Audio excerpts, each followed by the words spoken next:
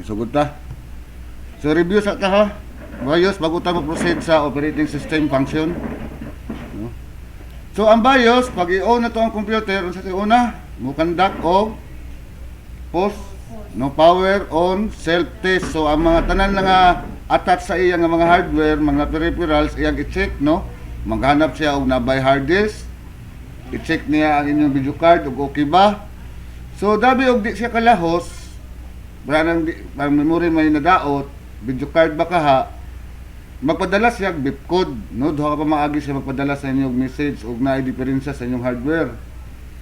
BIP codes, no? Magpadala siya BIP codes. So kasagaran na og video, one long to short, no? Og memory series of long bips, pero sa karon sa mga bag-o karon di na sa mo bip. Unsa na naman sir? Tanggalo ning memory imong i-on og balik. Og mo series og long bip kay na siya pasabot na memory may naay diferensya, no? Oh. Pero pag makalahos siya ana, ang wa niya makita is keyboard. Di niya makita ang hard drive. So magpadala na po na siya sa imong og message sa katong sa atong boot screen, post screen, no?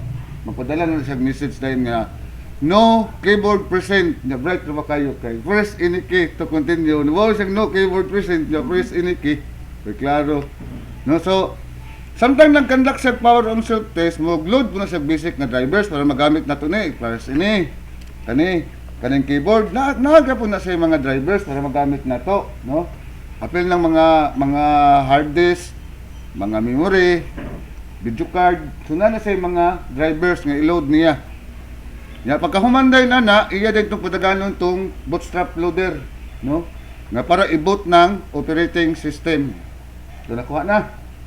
Imo na ra ka simple ang kuan nya. Ang BIOS dayon iya tanawon og asay una mo boot, no? Diri sa pag-load niya basic driver tanawon na niya asay una mo boot kay na sa CMOS kay imo man lang gi-configure, di ba? Nga asay una nimo gipabot ang katubag inyong bootable nga CD, bootable nga flash disk o hard disk, no? So iya nang tanawon og asa imong gipa first boot. O ang imong gipa first boot ang hard disk nimo na dili sa load sa operating system. So kag imong gipa first boot ang imong bootable nga flash disk na dito ta sa atong installer, no? So na siya mo na trabaho sa BIOS. Napakahuman ini ni load ng operating system. Sumulahos na ta sa operating system, tanaw na itong unsay function sa operating system, no? Ato lang isimple, ato ibahin og kaunom ang operating system para di ta maglibog, no? Ato lang isimple ang iya function, unsay iya trabaho. Ito man ang operating system, no? Function. So unom lang, processor management, no? Iyang ang ibahin-bahin tong mga task nga imong gikuan nga makayo ra sa processor, no? Nga mugagmay nga mapaspas ang trabaho sa processor, no? Yan ang ibahin-bahin. Mga small chunk, no? Para pag-process sa processor, pas-pas po siya ang task niya, no? Ang memory management, bantay mo itong atong mga memory, di ba kanang mga IC, no? Yung mga IC, ang atong memory. So, mag-assign to siya dito, kaya naman yung mga address, mag-assign siya dito, asa ipamutang ng inyong memory, no? Nya device management, so sige man mo ini nga usay mag-load ta driver, no? Para pud nga mailhan sa kuan sa inyo operating system kung saan nga device, so usahay mag-load tag mag-install tag drivers kay wa man ko ila ang atong processor para magamit na nato ang mga device. So, sa mga device kanang inyong ipang saksak kani speaker, microphone, no? So makaila ang operating system nga og dito patingogon kani may mudawat sa tingog, so input na nay output, no?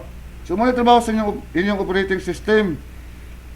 Ang ikaupat, storage management. So asa nimo ipa-save ang files, no?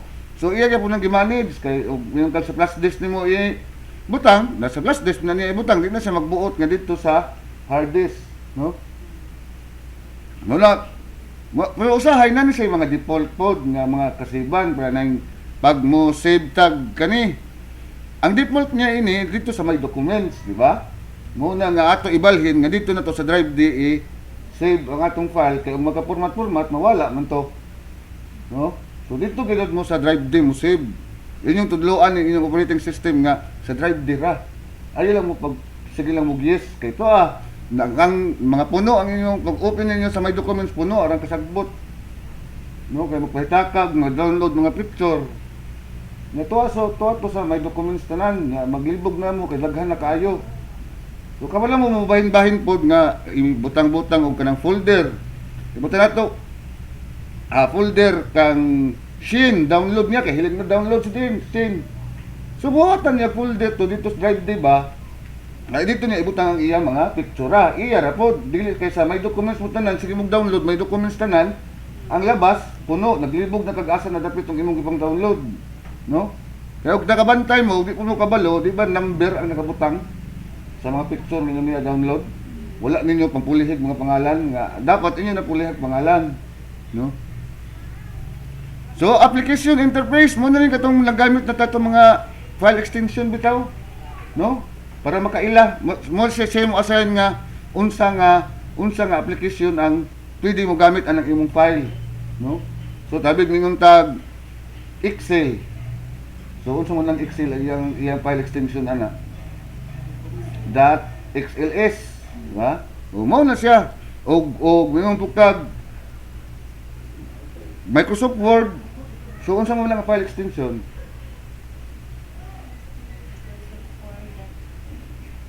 Unsa man? Doon sila kabalo. No, nga mao na may bawa makibalo dahil mo na abtek mo makibalo na nga, uy.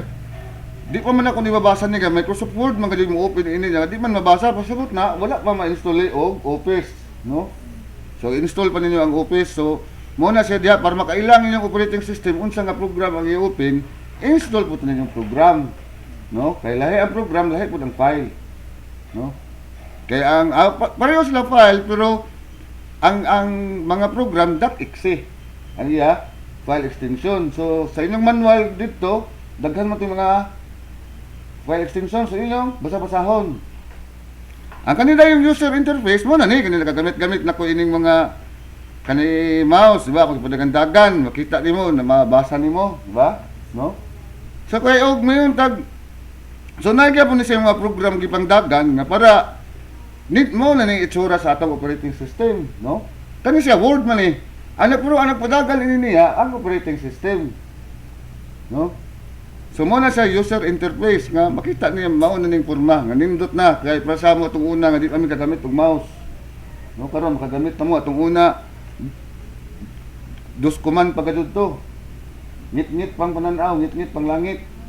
Mga text ra mo panggamit. Karon ang inyo nindot na no nagkanam na. In fact gali Windows 7, Windows 8 ara nakatin-aw. No? So mo na user interface. No, ang inyong unsa inyong makaya-kaya di buhat-buhaton. No? So mo na user. So mo ni ang main function niya processor management, memory management, device management, storage management, application interface niya, user interface. So naka-record man eh, pwede rin ninyo balik-balik, no? Para hantod sa makuha kadto ninyo. O napay kalibugan mangutana. Sige, daghang salamat kay Questa.